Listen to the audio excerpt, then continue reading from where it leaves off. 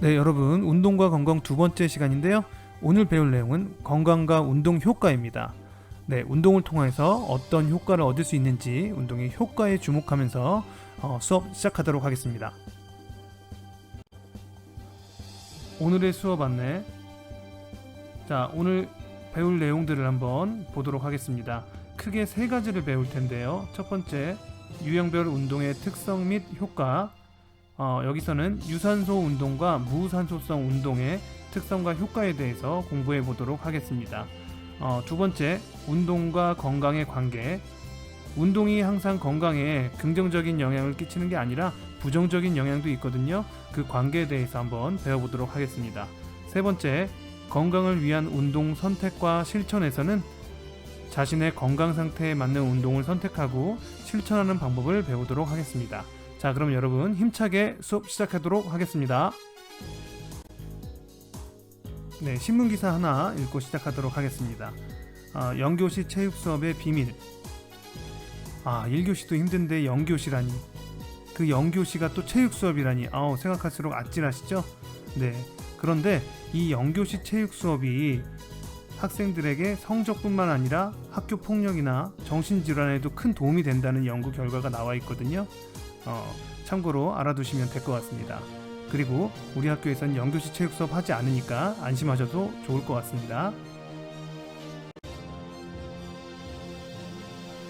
유형별 운동의 특성 및 효과. 운동은 기준에 따라서 여러 가지 유형으로 나눠볼 수가 있는데요. 이번 시간에 여러분들이 한번 나눠볼 유형은요, 운동할 때 작용하는 에너지를 어떻게 만드느냐에 따라서 유산소 운동이냐 무산소성 운동이냐로 나누는 기준을 가지고 한번 공부해 보도록 하겠습니다. 자, 첫 번째, 유산소 운동은 무엇일까요? 자, 헤드라인 한번 보시죠. 심폐지구력과 체지방을 줄일 수 있는 유산소 운동.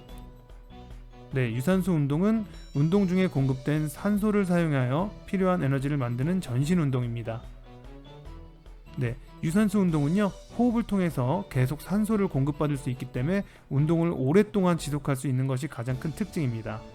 그리고 처음에는 탄수화물과 지방을 주 에너지원으로 사용해서 운동을 하다가요, 운동 시간이 길어지면 탄수화물보다는 주로 지방을 태워서 에너지를 생성하기 때문에 체지방을 줄일 수 있는 그런 운동이 되겠습니다. 자, 효과 한번 보시죠. 그림을 보시면 여러 가지 효과들이 나와 있는데요.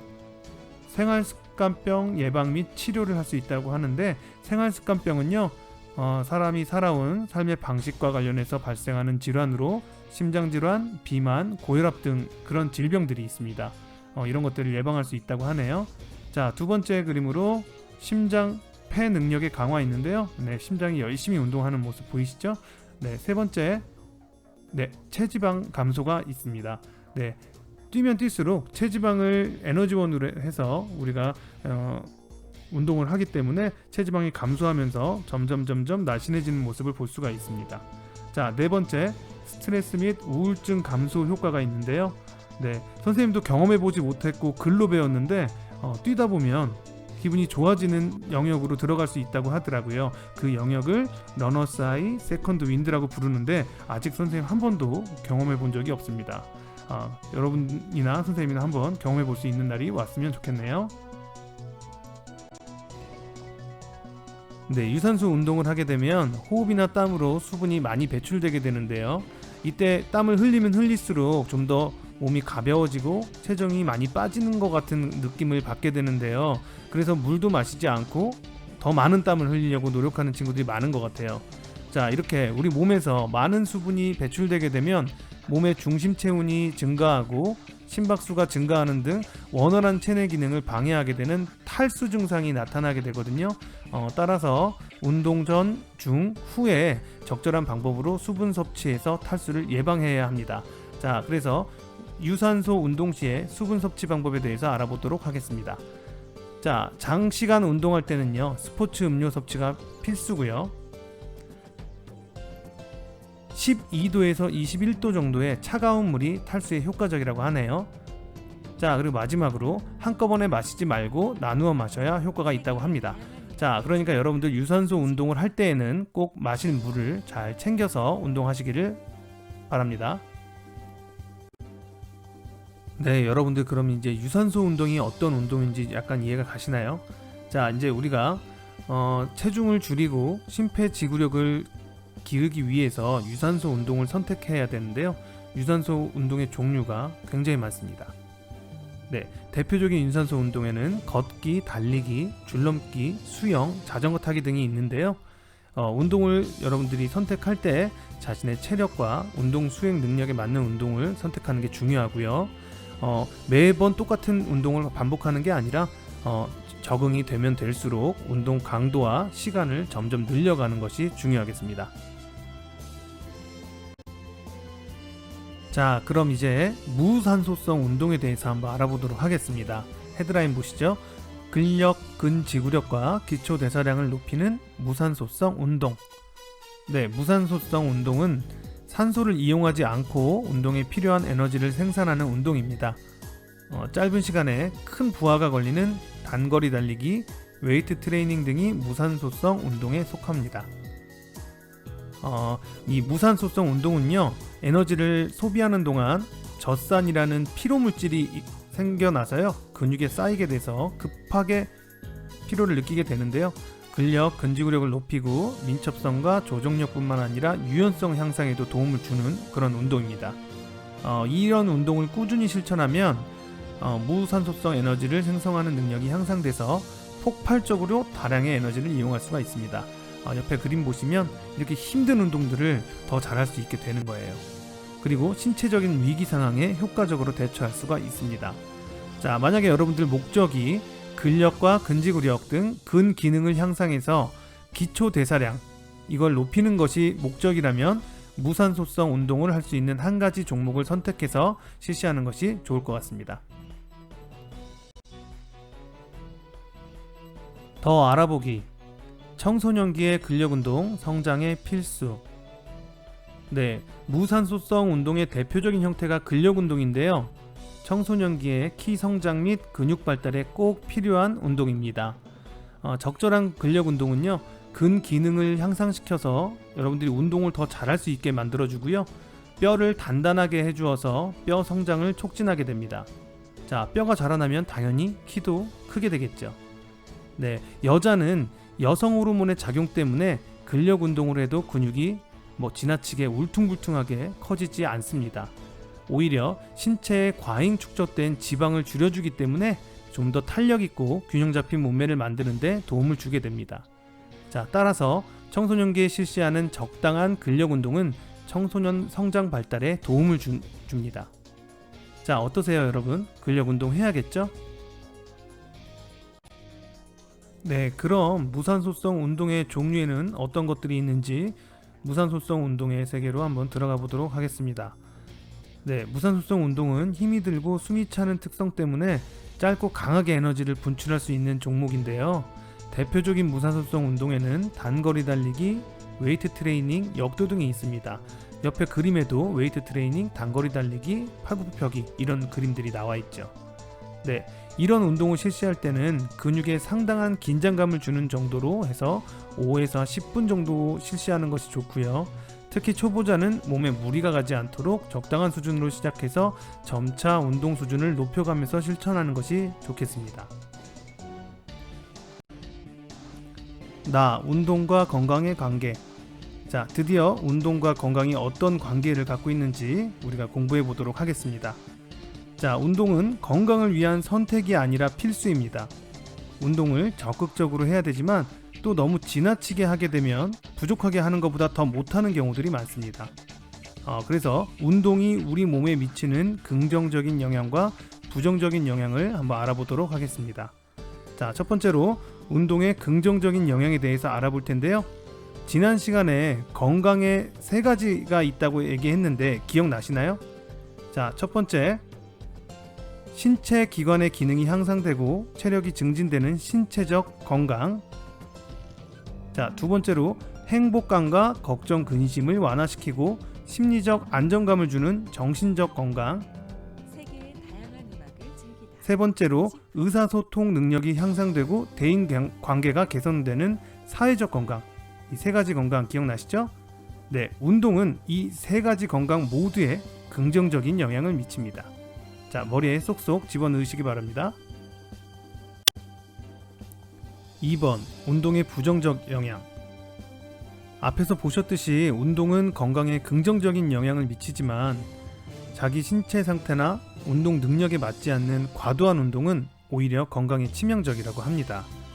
자, 지금부터 과도한 운동으로 생긴 부정적인 영향 3가지를 보여드리도록 하겠습니다. 자, 첫 번째, 운동 중독. 운동 중독에 걸린 사람들은요, 운동을 하지 않으면 초조하거나 불안해지는 상태가 되고요. 부상을 당해도 운동을 멈추지 못하고 계속 운동을 하기 때문에 정상적인 사회활동과 여가활동에 지장을 초래하기도 합니다. 자, 두 번째는 운동 손상인데요. 운동 기능이 약화되면서 운동을 잘 못하게 되니까 운동에 대한 흥미도 떨어지게 되는 그런 현상입니다. 자, 세 번째, 탈수인데요. 운동 중 수분 공급이 원활하지 않은 경우에 발생하는데 어지러움증, 근육경련 등의 증상이 나타나면서 심하면 의식을 잃을 수도 있습니다. 자, 여러분들, 과도한 운동은 건강에 치명적이라는 거 머리에 쏙쏙 집어넣고 다음으로 넘어가겠습니다. 다 건강을 위한 운동 선택과 실천. 앞에서 여러분들이 운동 목적에 따른 운동 유형, 그 다음에 운동을 했을 경우에 긍정적이고 부정적인 영향, 이런 것들에 대해서 공부했는데요. 아무리 좋은 보약도 자신의 몸에 맞게 먹어야 효과가 있겠죠. 네, 운동도 자신의 건강 상태에 맞게 선택하고 실천하는 것이 중요합니다. 자, 그래서 운동을 선택할 때 고려사항에 대해서 알아보도록 하겠습니다. 자, 첫 번째, 운동의 필요성과 운동 능력. 본인이 체중이 많이 늘었거나 아니면 하고자 하는 운동을 좀 더 잘하기 위해서 어떤 운동을 해야겠다, 이런 것들이 고려돼야겠죠. 자, 두 번째, 개인의 운동 목표. 자, 체중을 감량하겠다, 아니면 힘을 기르겠다, 아니면 심폐지구력을 좀 키워보겠다, 이런 목표를 세우는 게 중요합니다. 자, 운동의 효과 마찬가지죠. 목표를 달성할 수 있는 효과가 있는 운동을 선택하는 게 좋겠죠. 자, 그리고 운동 장소도 굉장히 중요한데요. 본인의 집 근처, 주변, 아니면 본인이 자주 가는 곳에 그런 장소들을 잘 고려해야 운동을 더 자주 규칙적으로 할 수 있게 될 것입니다. 자, 그리고 혼자 하느냐, 친구랑 같이 하느냐, 아니면 어떤 그룹에 들어가서 하느냐, 이런 것들도 잘 고려해야 하고요. 개인의 건강 상태 매우 중요한데요. 만약 규칙적으로 운동을 한 경험이 거의 없거나 자신의 체력이 약하다고 생각하는 경우, 혹은 특별한 신체 질환은 없지만 일상생활에서 질환이 의심되는 사람이 있다면 운동을 시작하기 전에 건강검진을 받는 것이 좋다고 합니다. 자, 이런 것들을 잘 고려해서 본인한테 맞는 운동을 선택하는 게 매우 중요합니다. 자, 더 알아보기, 운동 시작 전 건강 상태 확인하기. 방금 배웠던 내용을 예시를 통해서 한번 알아보도록 하겠습니다. 자, 자전거 타기 하는 사람인데요. 비만이나 관절 질환이 있는 사람한테 적극적으로 추천하는 운동이라고 합니다. 그런데 허리 근육이 약하거나 요통이 있는 사람은 오랜 시간 동안 할 경우 근육이 긴장돼서 통증이 더 심해지기 때문에 주의해야 한다고 하고요.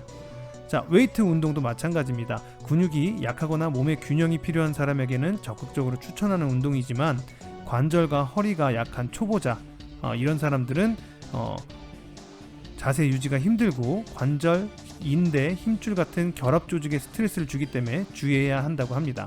그래서 운동 시작하기 전에 본인의 건강 상태를 잘 확인하는 것이 중요하다고 하네요. 자, 2번, 자신의 건강 상태에 맞는 운동 실천. 자, 운동을 선택했다면 이렇게 운동하시면 되겠습니다. 자, 지금 유산소 운동 프로그램과 무산소성 운동 프로그램을 보고 계신데요. 운동 종목과 기간, 방법, 장소, 그 다음에 강도 등을 계획을 해서 자신의 건강 상태에 맞게 운동 계획을 짜고요. 실천하는 것이 중요하다고 합니다. 숨찬 운동, 기억력 급상승. 자, 외국의 어떤 대학교의 연구팀에서 실험을 했습니다. 똑같은 사진을 보여주고요. 기억력 테스트를 했는데, 자, 두 그룹으로 나눠서 한 팀은 아주 격렬한 자전거 운동을 시키고 한 팀은 가만히 기다리게 한 다음에 다시 시험을 치른 거예요. 자, 그랬더니 가만히 있던 팀은 점수가 그대로인 반면에 격렬하게 자전거 운동을 한 팀은 오히려 점수가 높아졌다고 합니다. 숨찬 운동이 기억력에 도움이 된 거죠. 자, 여러분들 공부를 잘하고 싶으시다고요? 숨찬 운동을 하세요. 선생님은 언제 숨이 찼는지 기억이 나지 않습니다. 네, 다음 시간에는 운동과 자기관리에 대해서 배워보도록 하겠습니다.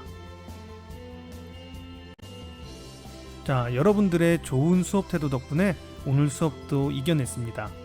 감사합니다. 사랑합니다. 다음 시간에 만나겠습니다.